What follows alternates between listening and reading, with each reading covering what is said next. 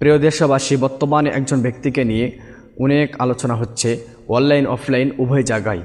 ফজলু পাগলাকে নিয়ে অনেক কথাবার্তা হচ্ছে। বর্তমানে জুবায়ের আহমদ তাশরিফ ভাই সে বলেছে যে সে যখন মারা যাবে তারা জানাজায় যেন কোনো আলেম না পড়ায়। এখন আপনাকে আমাকে বুঝতে হবে ভালো করে সে কেন এই কথা বলল। একজন আলেম কখনো কোনো অবস্থাতেই কারো বিরুদ্ধে না জেনে না বুঝে কোনো কথা বলবে না, এটা মাথায় রাখবেন।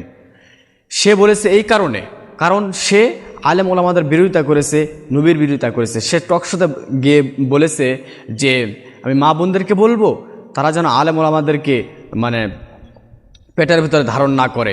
তারপরে আরেকটা জায়গায় বলেছে সে যে আমাদের রসুল আমাদের নেতা হতে পারে না, নাউজুবিল্লাহ নাউজুবিল্লাহ।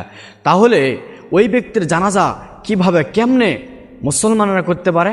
কোনো অবস্থাতে নয়। কিন্তু এই কথা বলার পরেই, জুবায়ের আহমদ তাশরিফ ভাই বলার পরেই জিলাপি মার্কা কিছু হুজুর তারা বলে যে আমরা করব, কেউ না করলে সুন্নি আছে, ওরা নামের সুন্নি কিন্তু আসলে সত্যটা জানার চেষ্টাই করে না, সত্য বুঝে কোনো অবস্থাতেই সত্যের পক্ষে অবস্থান করতে চায় না। ওরা যদি জিলাপির টাকা পায় তাহলে সেই দিকেই তাদের ফতোয়া যায়। এই জন্য ভাই জুবায়ের আহমদ তাশরিফ ভাই সে না জেনে না বুঝে কোনো কথা বলে নাই।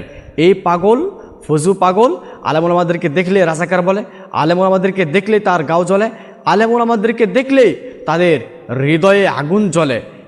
এই জন্যই আমরাও প্রতিবাদ করব, যাতে করে সে যখন মারা যাবে তার জানা যায় যদি আমরা না যাই, কোনো আলেম যদি না পড়াই, তাহলে সাধারণ যেই আরও ব্যক্তিরা আছে তারাও কোনো অবস্থাতে কখনোই আলেমদের বিরোধিতা করবে না।